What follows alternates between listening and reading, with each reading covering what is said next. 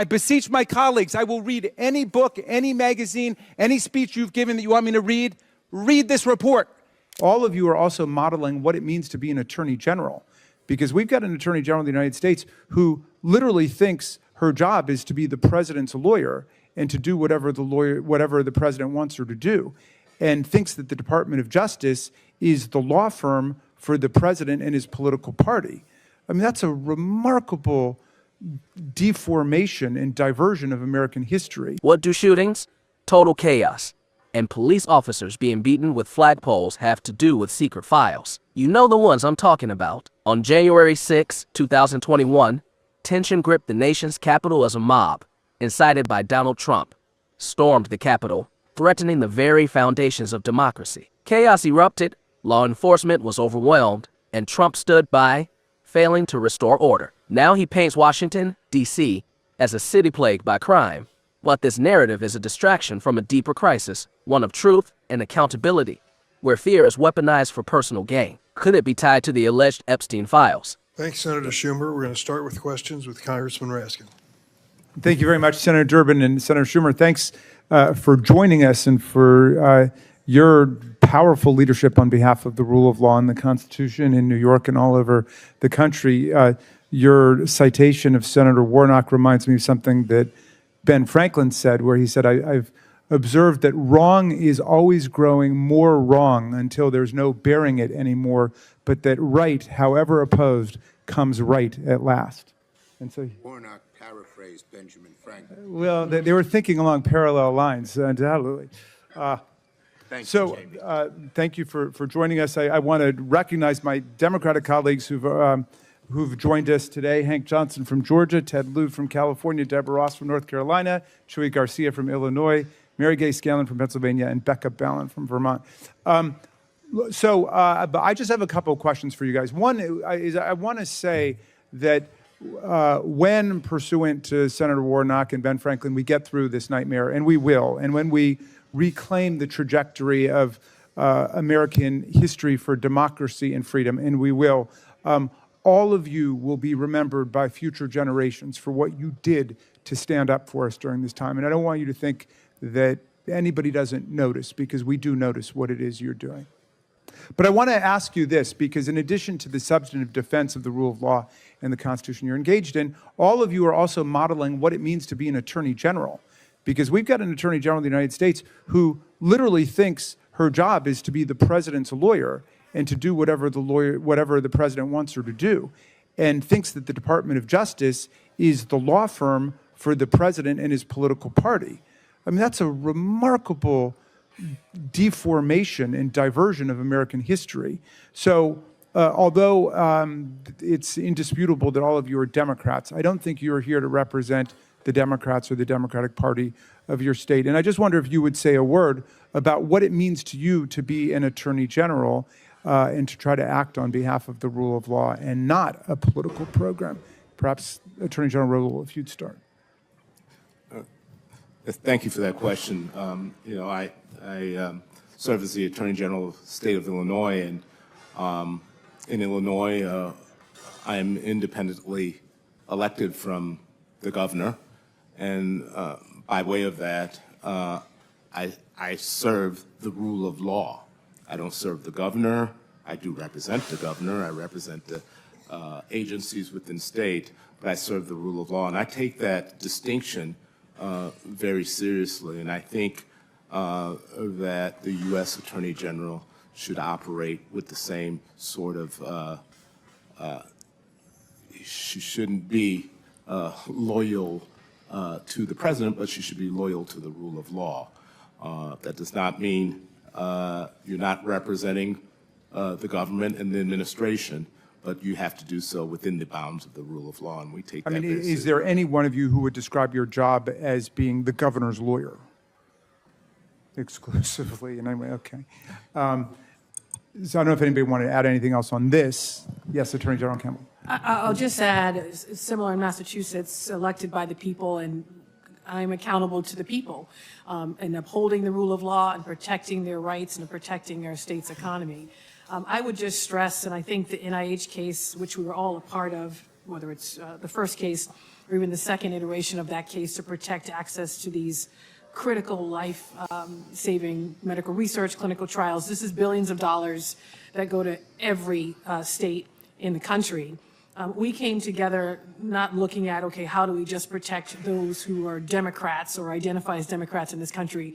We came together recognizing the unlawful actions by this administration to cut that funding in NIH 1 quickly on a Friday night and mobilized to show up in court on Monday because we knew what was at stake. When you talk about a child having pediatric cancer or a vet dealing with PTSD, we don't look at whether or not they have a D or an R by their names. We mobilize to advance that litigation to protect the public health, not even only of those folks in our state, but to protect the public health of everyone across this country while at the same time upholding the rule of law. And I think it's just a great example of a great example of how we do our work regardless of political affiliation or even demographic. Well, thank you for doing that. And Ellison and Plotkin, let me just twist the question a little bit. One of the things you guys are doing is defending the integrity of federal laws and programs that we've adopted. And because of the very restrictive standing rules that the court has imposed against Congress going to court to try to get our laws implemented, in a weird way, you're standing up for the laws that we've participated in passing. But that's for all of the people, because after all, it's your representatives in Congress who voted for them as well. But I wonder if you could just reflect a little bit on that role you're playing in terms of making federal law work for everybody in the country as a state attorney general.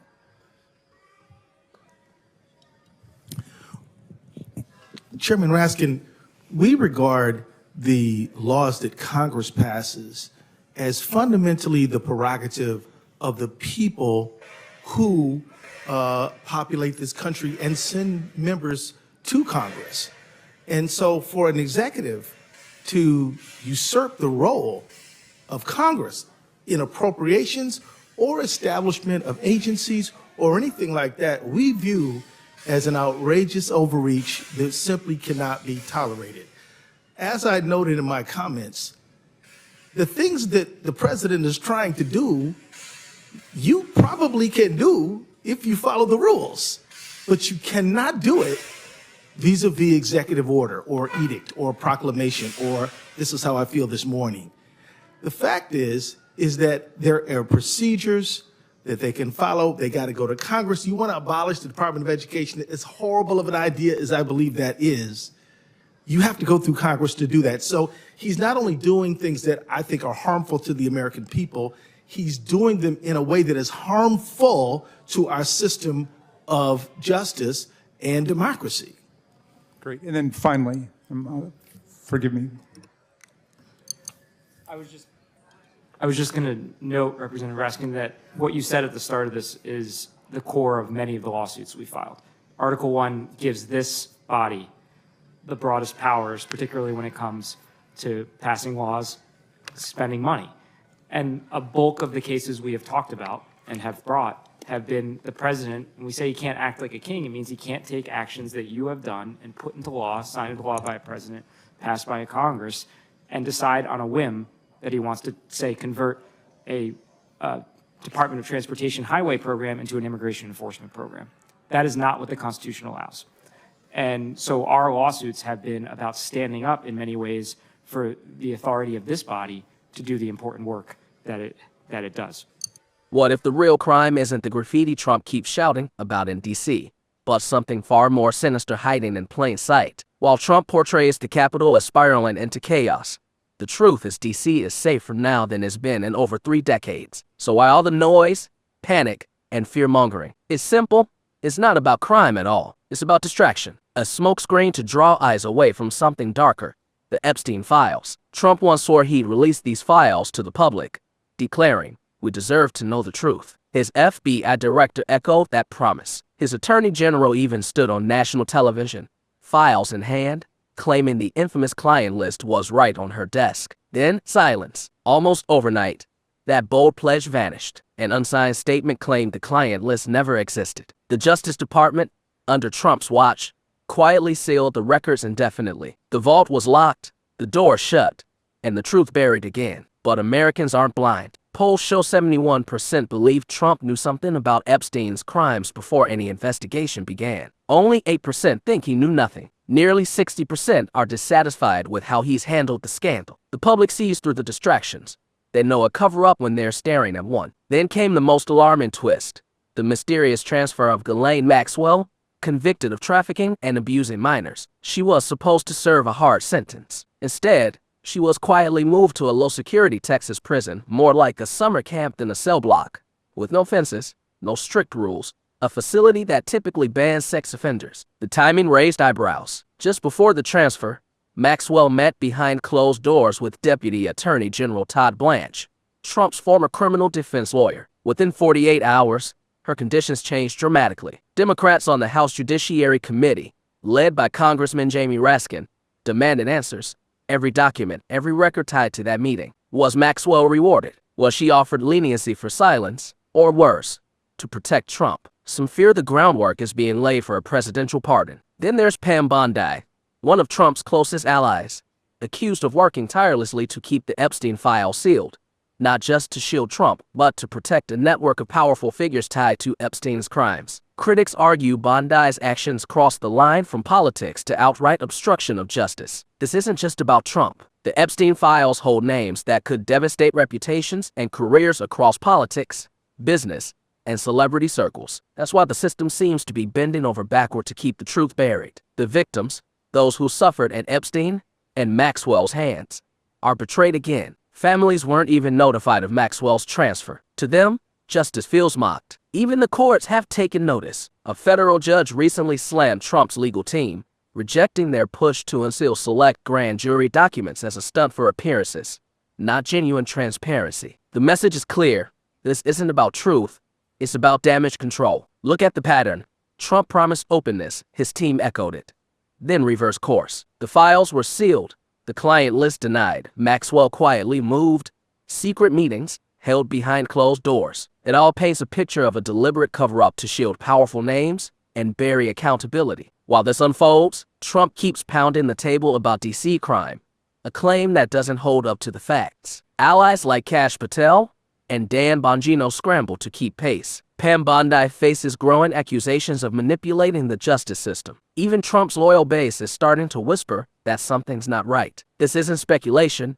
Trump and Epstein were close for over a decade, with Epstein himself calling Trump one of his closest friends. The files exist. The question is why Trump is so desperate to keep them locked away. The answer grows clearer every day. If the Epstein files are released, they won't just damage Trump. They could unravel an entire web of elites with everything to lose. That's why every lever of power is being pulled, every rule bent, every distraction thrown our way. This isn't sloppy or coincidental. It's a calculated cover-up unfolding in real time. The promise of transparency was a lie, and those who should answer to justice are being shielded by it. We can't look away. If this cover-up succeeds, it sets a chilling precedent.